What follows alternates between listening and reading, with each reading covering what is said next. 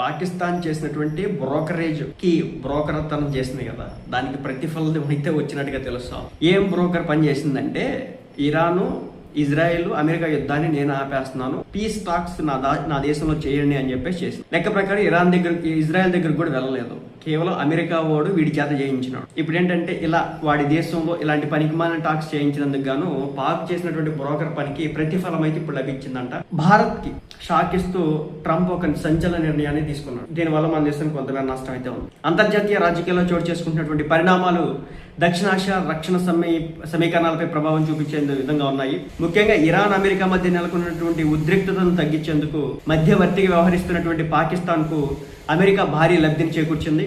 సుమారు 4,000 కోట్లు అంటే $488 మిలియన్ విలువైనటువంటి F-16 రాడార్ సపోర్ట్ కాంట్రాక్ట్ లో పాకిస్తాన్ ను భాగస్వామిని చేస్తూ అమెరికా సంచలన నిర్ణయం తీసుకుంది. US air